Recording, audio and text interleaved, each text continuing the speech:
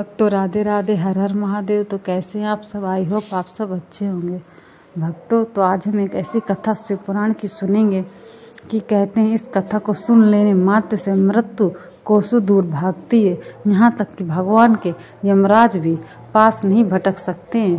तो चलिए ये कथा पूरी अवश्य सुने। तो चलिए गिरी बापू जी के द्वारा कथा का श्रवण करते हैं। राधे राधे, हर हर महादेव। इतना दुखी हुआ नगर में पूरा भटकता था, इधर उधर यहाँ वहां।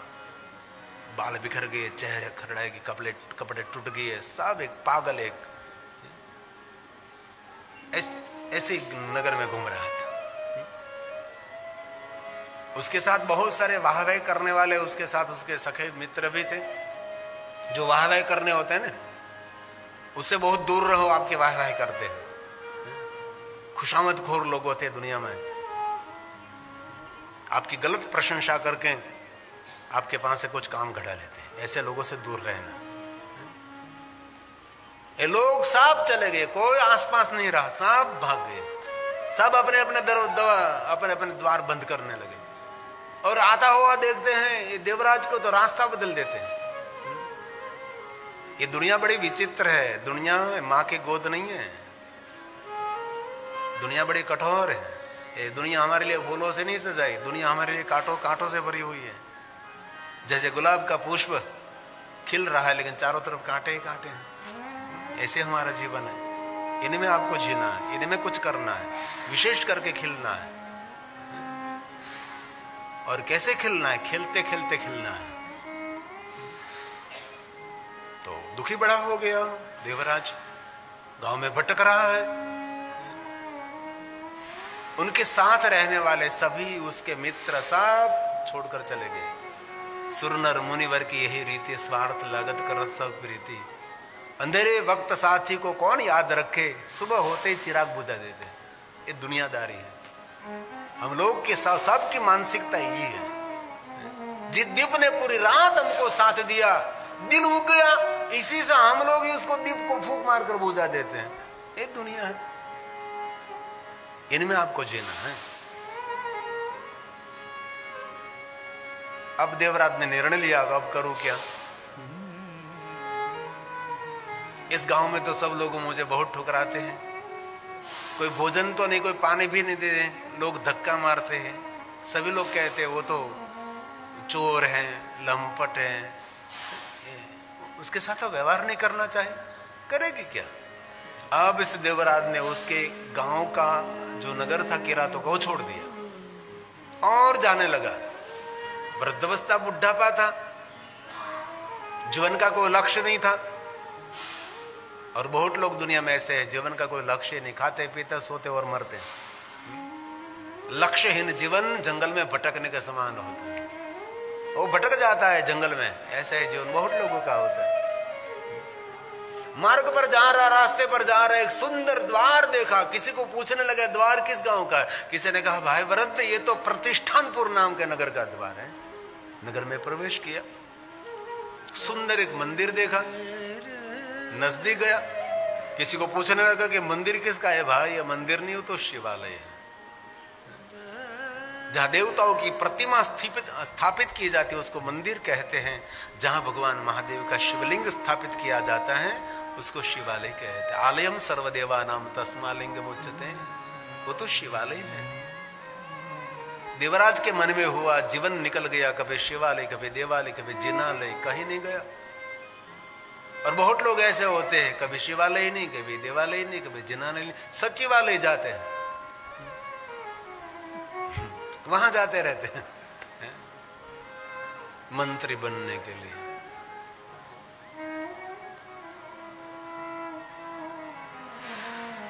नजदीक गया, बहुत सारे भाई बहन बैठे थे, बहुत सारे बुजुर्ग बैठे थे, और कोई ब्राह्मण देवता कुछ प्रवचन कर रहे थे।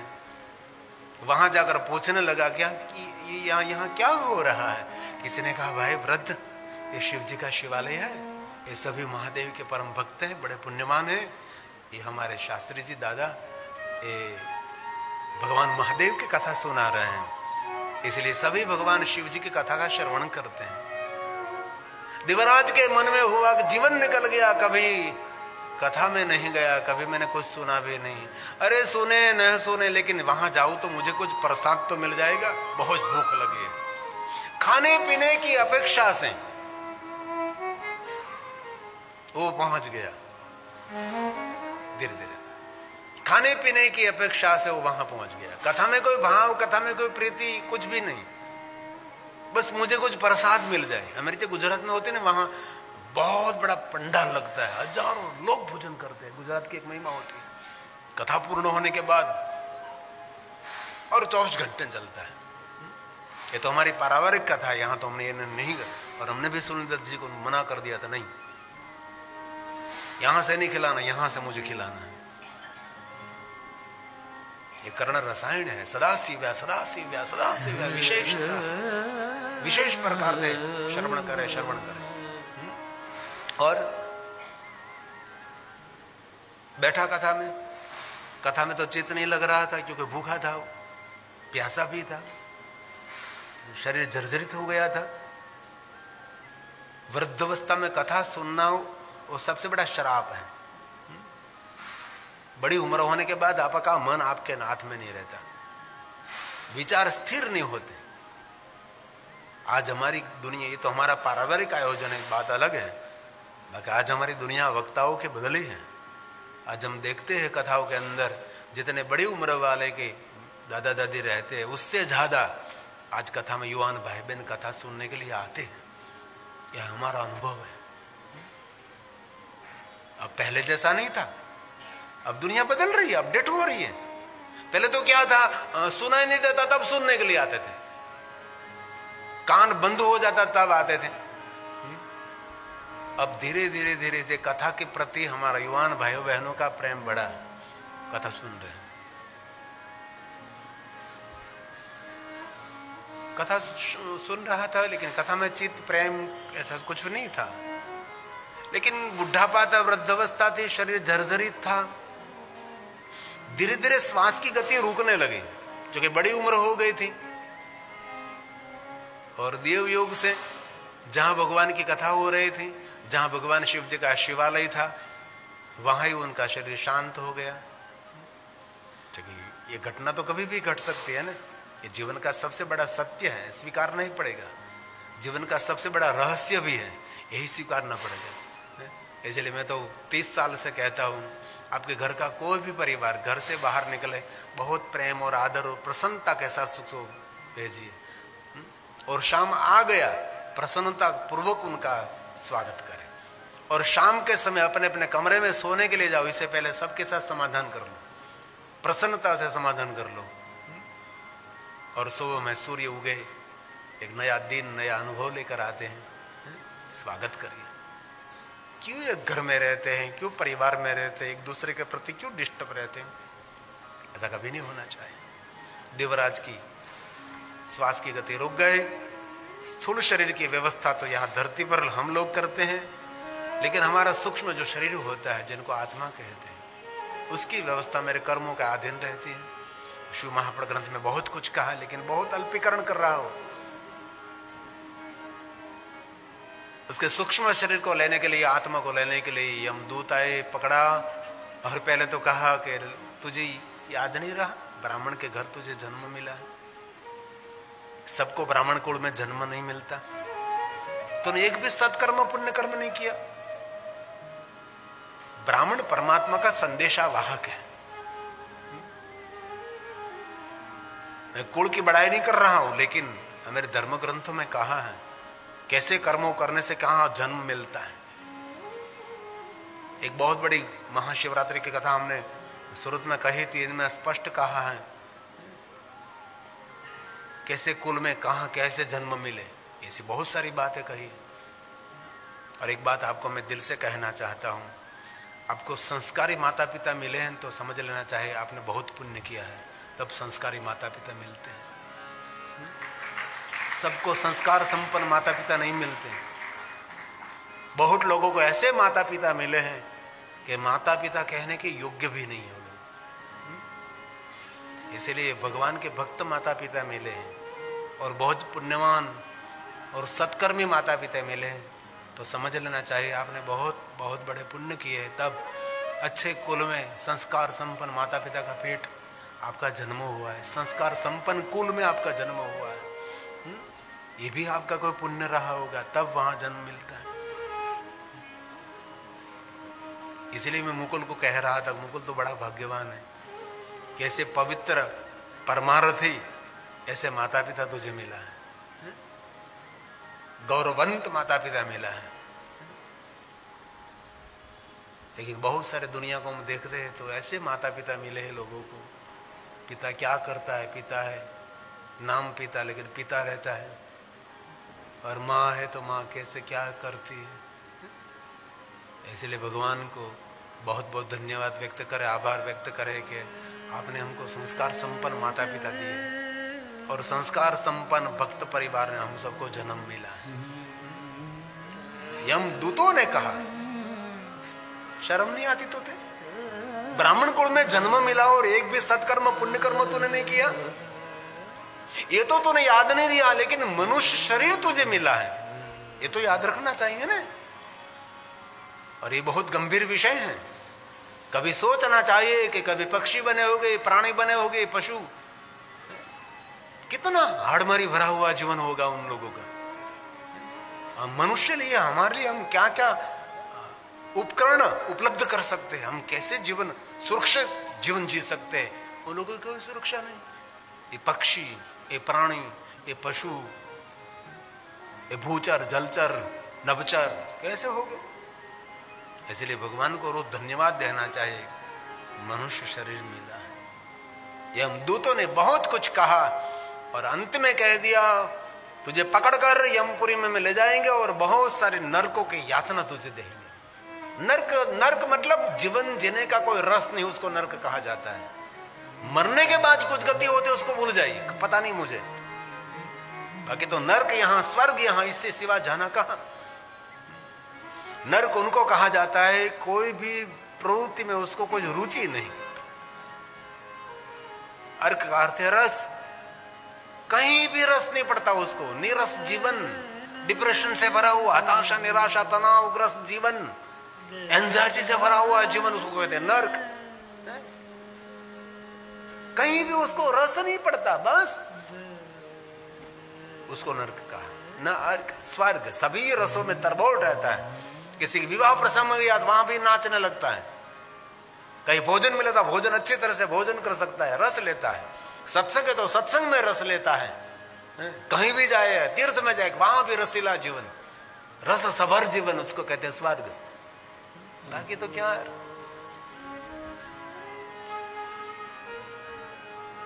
यमदूत ले जाने की तैयारी कर रहे हैं, वहीं भगवान शिव जी ने उनके गणों को कहा, जाइए जरा मान सम्मान के साथ देवराज को यहां ले आओ, कहां नरक में गिरने वाला। और भगवान महादेव के गण वहां आए, भाल में भस्म के त्रिपुंड थे। ओम अग्निरिति भस्म, वायुरिति भस्म, जलमिति भस्म, स्थलमिति भस्म, सर्व हवा इदम भस्मानि मनेतानि चक्षुनानि भस्म। ऐसे भस्म का त्रिपुंड करे थे, भाल में भस्म का त्रिपुंड, कंठ में रुद्राक्ष, मुख में का नाम, मस्तक पर जटा, त्रिशूल, डमरू, मृगचर्म, महादेव के गण महादेव जैसे। भस्म वायुरिति भस्म, जलमिति भस्म, स्थलमिति भस्म, व्योमिति भस्म, सर्वगुण हवाइदं भस्म मनायेता, चक्षुर्गुक्षु भस्मा।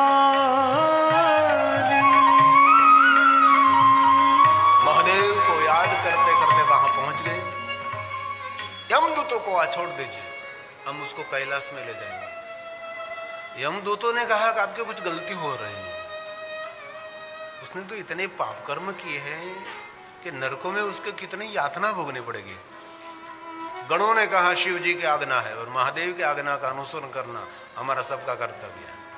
कोई भी प्रश्नोत्तरी नहीं की और सौंप दिया, शिवगण वहां लाए कैलाश, शिव जी के दर्शन हुए और देवराज ने कहा भगवान मैं तो नर की आत्मा और मुझे ये शिवलोक और यहाँ में बात समझ में नहीं आती भगवान महादेव जी। भगवान शंकर ने स्वयं ने कहा मुझे पता है तूने जीवन में एक भी शुभ कर्म सत्कर्म नहीं किया है, लेकिन तू यहां कैसे पहुंच गया सुन। भगवान स्वयं शिव ने कहा कि हे देवराज तूने तो तेरे जीवन में कोई भी शुभ कर्म सत्कर्म नहीं किया है, लेकिन तेरे वयोवृद्ध माता पिता मेरे भक्त थे और तेरे माता पिता के भक्ति के फलस्वरूप तू यहाँ कैलाश में पहुंच गया। तेरे माता पिता ने मेरी बहुत साधना उपासना की है और तेरे माता पिता के पुण्य उदय हुआ, अंत समय तू जहां मेरा शिवालय था वहां पहुंचा और जहां मेरी कथा चल रही थी वहां तो पहुंच गया। और कोई मनुष्य जहां मेरी कथा हो रही वहां कोई पहुंचता है, वो मनुष्य को जन्म जन्मांतर के पाप कर्मों से मैं मुक्त करता हूं। ये तेरे माता पिता का पुण्य था और तेरे माता पिता के पुण्य के फलस्वरूप जहां मेरी कथा हो रही थी वहां तो पहुंचा।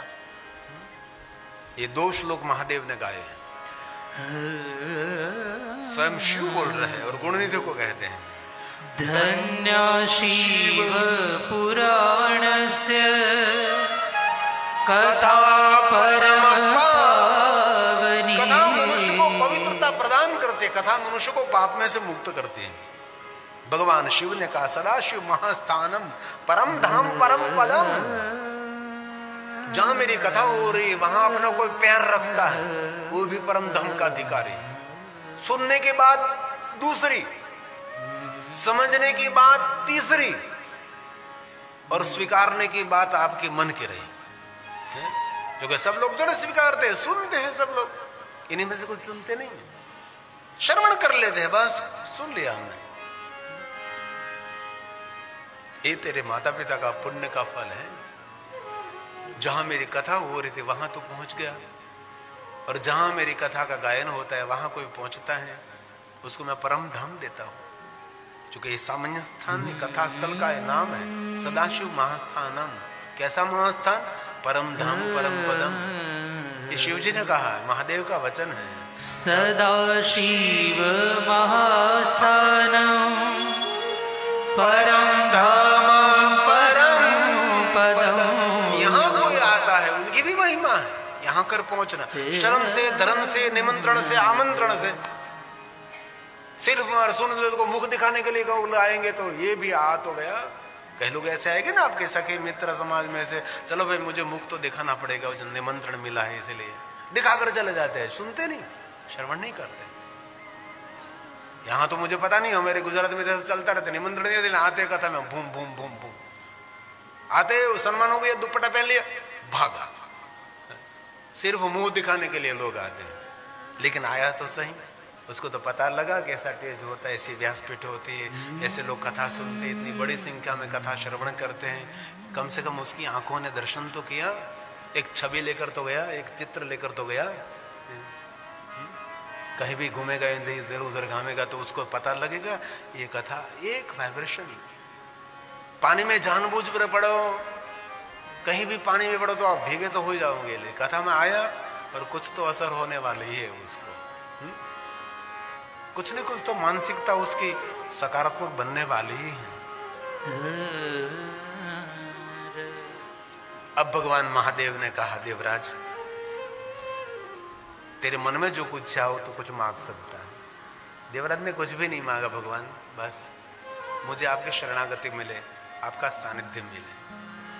और भगवान महर्षि वेदव्यास जी ने कहा उसके माता पिता का पुण्य था और कथा में पहुंच गया और इस पापी देवराज को परम गति मिली है। एक श्लोक में उसके पाप का संक्षिप्त में वर्णन किया है कि देवराज कोई सामान्य पापी नहीं था। कैसा था जरा सुनिए। मातृ पितृ वधूहंता, ऐसा था माता पिता को दुख देने वाला था, वधूहंता पत्नी की हत्या करने वाला था, और ऊपर से कितना गंदा था, वैश्यागामी च मद्यप, देवराजो द्विजस्तत्र गत्वा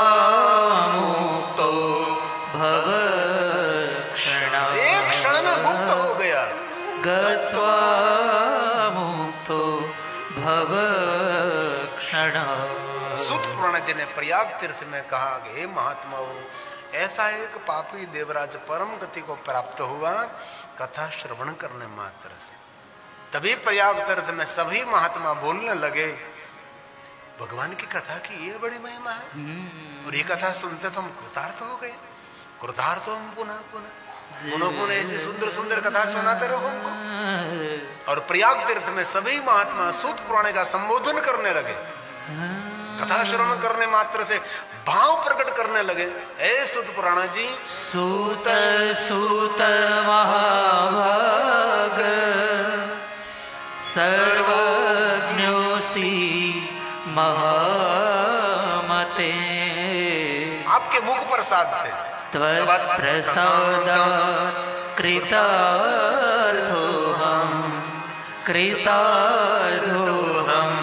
पुनः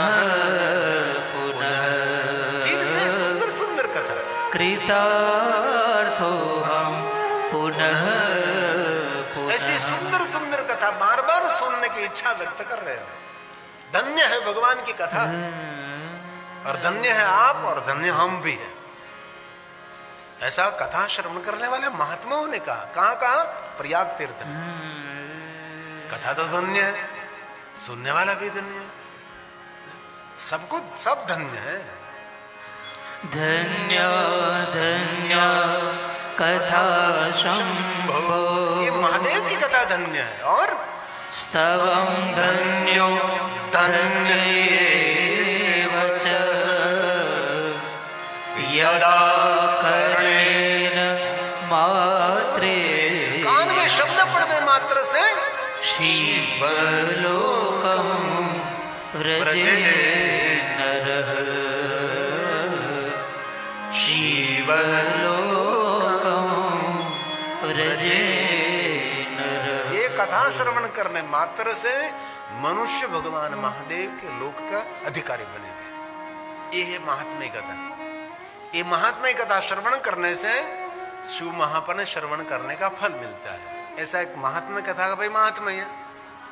अब दूसरी महात्म्य कथा बहुत कम शब्दों में कहता हूं। ये बड़ी कथा बहुत बड़ी लंबी लंबी कथा होते हैं। दूसरी कथा है, ऐसी ही कथा है लेकिन थोड़ी सी अलग से। समुद्र निकटे देशो, समुद्र के किनारे पे एक देश था। एक देश में ग्रामो बाष्कल संज्ञकः, देश में बाष्कल नाम का एक सुंदर छोटा सा गांव था। इस गांव में कैसे लोग रहते थे? वसन्ति यत्र इस नगर में पापिष्ट लोग रहते थे। कोई धर्मिष्ठ नहीं था, कोई कर्मनिष्ठ नहीं था, कोई ज्येष्ठी कोई श्रेष्ठी नहीं थे। पूरे नगर में पापिष्ट लोग रहते थे। कैसे पापिष्ट लोग? धर्म के विरोध जीवन जीने वाले, वेद धर्म विरोध। वेद धर्मो जीता जना, मेरे वेद परंपरा, मेरे शास्त्र परंपरा, आचार्य परंपरा, मेरे गुरु परंपरा क्या कहती है? कुछ भी लेना देना नहीं, खाओ पियो मरो। ऐसा जीवन विवेक रहित विनय रहित जीवन जी रहे थे। इस नगर में ऐसे लोग रहते थे। और इस नगर में एक विदुंग नाम का ब्राह्मण और चंचला नाम की ब्राह्मणी, जो हमारा ब्राह्मणों का कर्तव्य है धर्म का प्रचार प्रसार करना, धर्म ग्रंथों को पढ़ना और लोगों को सुनाना, संदेश सुनाना। कोई सुनने वाला नहीं है कोई बात नहीं, बोलते रहो बोलते रहो। कोई तो प्रकृति तो सुनती है कि नहीं? हमारे हरिद्वार में बहुत सारे आश्रम है, इसमें रोज 1 घंटे वेद का पारण होता है। सुनने वाला कोई नहीं होता, लेकिन 1 घंटे का नियम है, वेद पर प्रवचन करना ही है। सामने वाला कोई नहीं, कोई सुनने वाला नहीं, सिर्फ माइक लगाकर 1 घंटे तक वेद पर प्रवचन होता है। वेदांती महात्मा लोग। मैं पूछता हूँ कि कोई सुनने वाला नहीं, क्यों?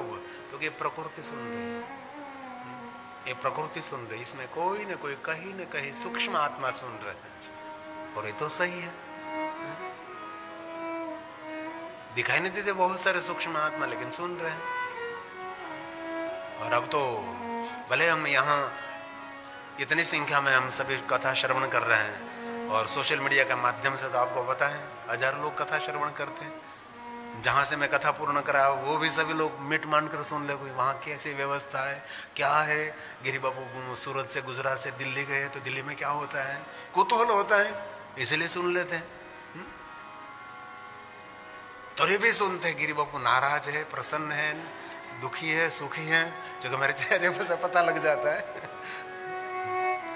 लेकिन हम जहां जाते हैं वहां प्रसन्न नहीं रहते हैं, क्योंकि व्यवस्था सुविधा जो हो।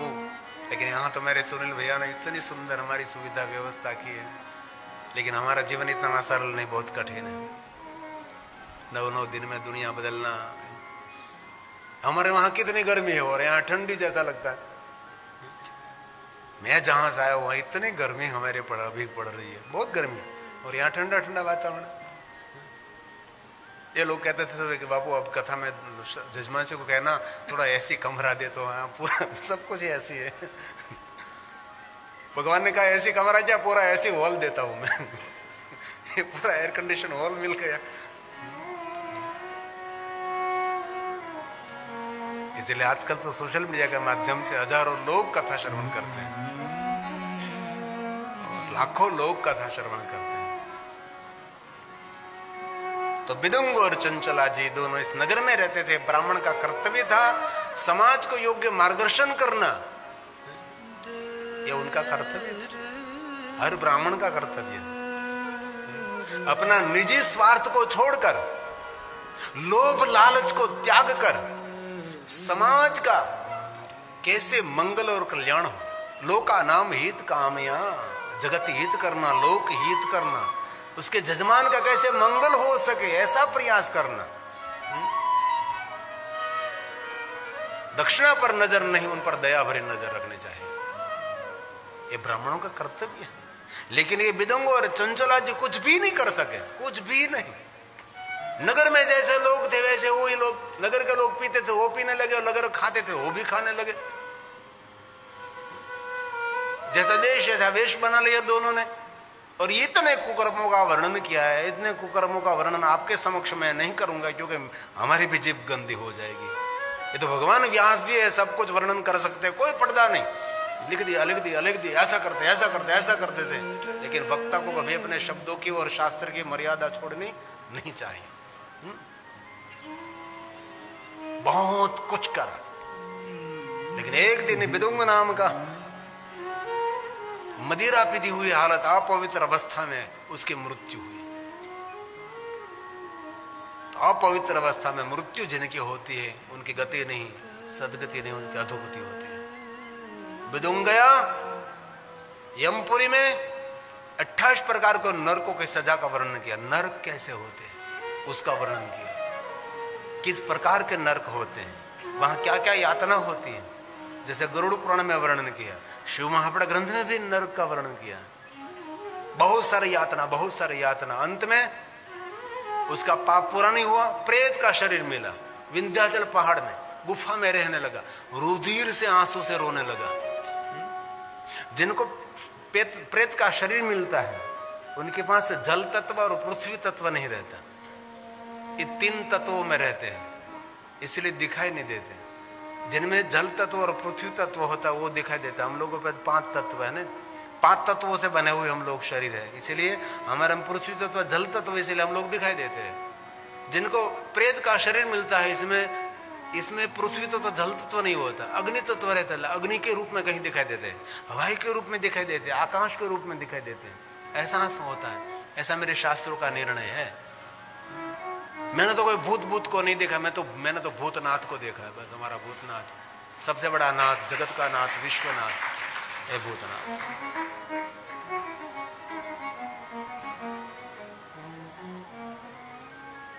और कल मेरी बात हो रही थी, मेरे संजीव ठाकुर जी है ना जो भागवत कथा करते वृंदावन के, वो कल हम प्रसंग में एक मिल गए तो वो कहते थे बापू हमारे गोकुल मथुरा वृंदावन के हमारे इष्ट तो भूतनाथ महादेव हैं।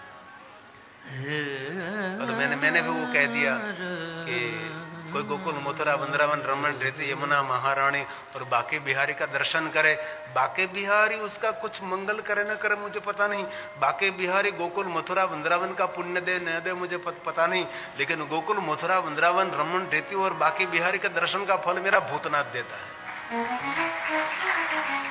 और जिन्होंने भूतनाथ का दर्शन नहीं किया उसके गोकुल मथुरा वृंदावन की यात्रा भी पूर्ण नहीं हुई। बहुत लोग हैं ना जो शिव जी का नाम नहीं लेते हैं, शिव जी से दूर भागते हैं, ऐसे बहुत लोग अभी भी जीते हैं। मैं भी वृंदावन में कथा करने के लिए वृंदावन में भी जजमान चरित हैं। वृंदावन में हमने एक मुंबई वाले परम वैष्णव के पद पर हमने कथा की थी, इसमें भी हमारे जजमान रह चुके हैं सुनील दत्त जी। कहीं भी हो उसका योगदान बहुत रहता है। और बहुत दिनों से कह रहे बाबू कथा करने। मैं कह दो कथा करने तो कल का काम आज ही करे। इसलिए शिव जी गले में सर्प पहनकर दुनिया को सावधान करते हैं, काल तेरे गले में पड़ा है, जो करना है आज कर ले भाई, कल की किसी को पता नहीं। इसलिए शंकर जी निरंतर गले में सर्प पहनकर दुनिया को सावधान करते गए, मनुष्य आज की कर, वर्तमान में सही वर्तन में जीने का तू तरीका सीख।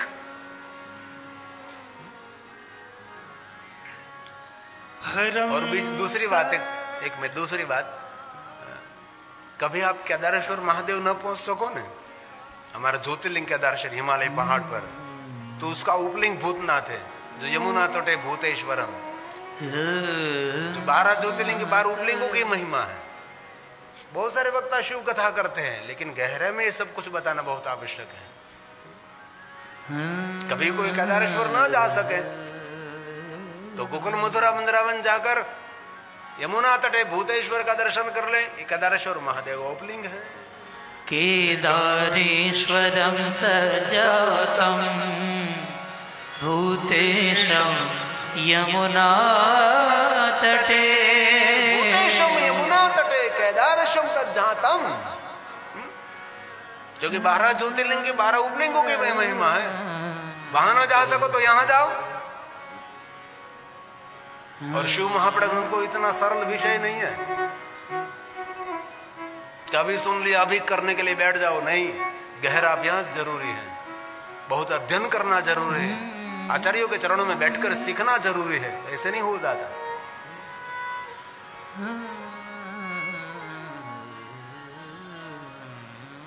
भूत बनकर, प्रेत बनकर उद्देश्य के आंसू से रो रहा है।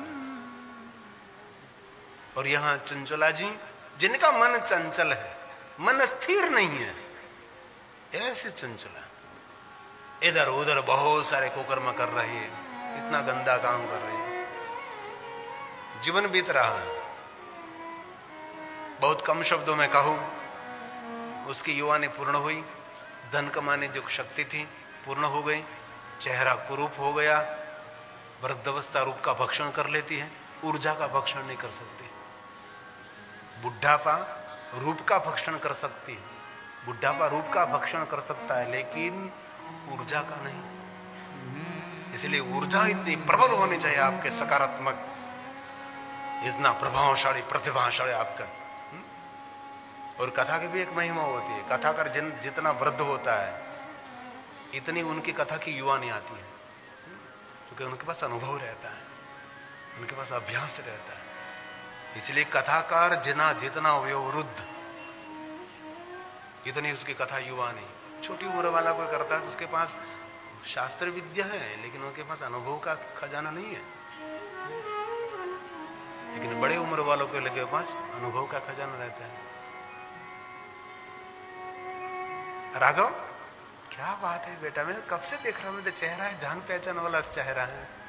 अरे राघव, हमारे यहाँ परम भक्त हमारे बहुत पहले से दिल्ली में मैं आता जाता रहता था। पहले तो हरिद्वार फ्लाइट नहीं जाती थी, देहरादून की कोई फ्लाइट नहीं थी, तो हम फ्लाइट तक यहाँ आते थे दिल्ली में। और ये मेरे राघव और हमारे राजेंद्र शर्मा जी मुझे एयरपोर्ट से ले जाते थे, उसके घर रखते थे और वहाँ भोजन करता था, नाइट रहता था। ये तो छोटे छोटे बच्चे थे तब, और मुझे हरिद्वार छोड़ने के लिए आते थे। अब हमारा राघव कथा में पहुंच गया। शाबाश बेटा, खूब धन्यवाद बेटा, बहुत आशीर्वाद। ये पूरा परिवार मोरारी बापू से आश्रित है, संपूर्ण कृपा है उन पर। पूरा परिवार, 2 बहन भाई, माता पिता, बस पूज्य बापू को समर्पित है, पूज्य मोरारी बापू। तो फ्रेंड गुरुजी ने बताया कि कहते हैं कि शिव पुराण की कथा सुन लेने मात्र से ही व्यक्ति के जीवन का कल्याण हो जाता है। अगर हम शिव पुराण की कथा प्रतिदिन सुनते हैं तो मृत्यु हमारे समीप भी नहीं आ सकती है, क्योंकि भोले जी खुद हमारी रक्षा करते हैं। कोई भी बीमारी हो, कोई भी संकट हो, अगर शिव महापुराण को सुनते हैं तो आपको सभी संकटों से मुक्ति मिल जाती है। फ्रेंड, अगर आपको ये कथा पसंद आई हो तो प्लीज़ चैनल को सब्सक्राइब और वीडियो को लाइक अवश्य करें, और हमारे चैनल से ऐसी कथाएं सुनने के लिए जुड़े रहिएगा। धन्यवाद। राधे राधे। हर हर महादेव।